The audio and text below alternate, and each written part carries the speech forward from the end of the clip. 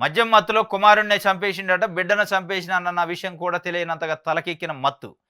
పని మనిషి వచ్చి చూశాక విషయం వెలుగులోకి. అనకాపల్లి జిల్లాలో దారుణం, కొడుకును హతమార్చిన తండ్రి రమణ.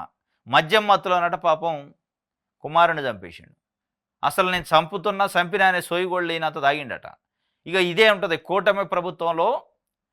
నాణ్యమైన మద్యాన్ని సరసమైన ధరలకు ఇస్తాడు.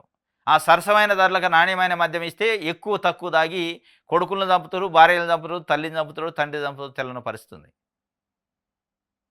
ఈ మధ్యకాలంలో ఇంకొక కేసు కూడా ఇదే అయింది. చంపేసిండు మద్యం. స్కూల్లోకి పోతున్నారు తాగి, పాఠశాల గేట్ల ముందు పడుకుంటున్నారు తాగి.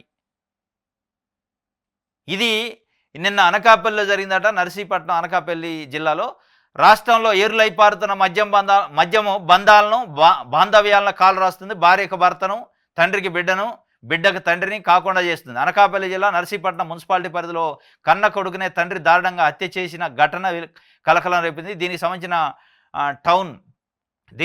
టౌన్ సిఐ గోవిందరావు తెలిపిన వివరాలు. తండ్రి కొటార్ రమణ ఆర్మీలో పనిచేసి రిటైర్ అయ్యాడు.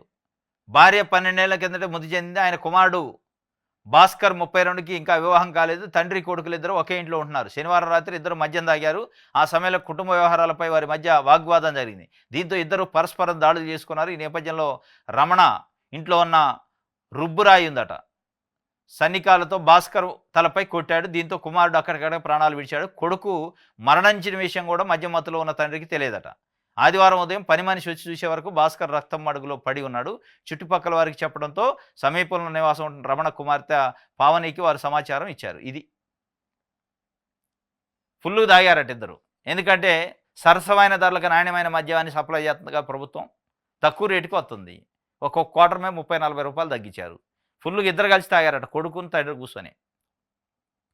తాగాక ఇక లోపల ఉన్నది బయటకు వద్దు కదా. తాగాక ఎక్కడెక్కడే వస్తాయి, అన్నీ గుర్తు వస్తాయంటారు. ఆ గుర్తు వచ్చి కుటుంబ వ్యవహారాలు ఏదో మాట్లాడుకుంటూ ఇద్దరి మధ్యలో ఘర్షణ జరిగిందట. ఘర్షణలో రుబ్బురాయి పెట్టి ఆసిండట కొడుకుని, భాస్కర్ని. రమణ తండ్రి, కొడుకు భాస్కరు. రుబ్బురాయి పెట్టి కొట్టిండట. ఆయనకు కూడా పెళ్లి కాలే, వెనకేం భార్య చచ్చిపోయింది. ఆర్మీలో పనిచేసిన మళ్ళీ పుట్టేవాడు కాదు.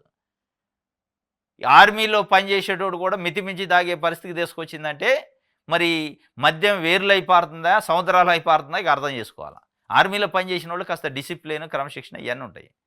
వాళ్ళు కూడా విచ్చలవిడిగా తాగే పరిస్థితి వచ్చిందంటే సరసమైన ధరలకు ఇస్తున్నందుకు జరుగుతుంది. ఈ సరసమైన ధరలకు ఇది ఇవ్వటం కాదు, కరెంట్ ఇవ్వాలి, నీళ్ళు ఇవ్వాలి, ఇలాంటివి ఇవ్వాలి, ఏది నిత్యావసర వస్తువులు ఇవ్వాలి. కానీ ఇవ్వాల్సిన ఇవ్వకుండా తాగి సావండి కొట్టుకోనని మద్యాన్ని సముద్రాలు అయి పారిస్తున్నారు. చచ్చిపోయింది పాపం అనకాపల్లిలో. ఇది అసలు అది విషయం ఏంటంటే డెడ్ బాడీ ఆడ పెట్టుకొని కూడా పడుకున్నాడు. పొద్దున వచ్చింది పని మనిషి వచ్చి చూసిందాక తెలియదట. నేను కొడుకుని చంపినా కొట్టుకున్నాం మనం, చనిపోయిండు అనే విషయం కూడా తెలియక రక్తం మడుగులు చనిపోయి ఉంటే అప్పుడు పని మనిషి వచ్చి బయట ఉన్న జనాలకు సమాచారం ఇచ్చిందట. ఆ స్థాయిలో తాగిండట.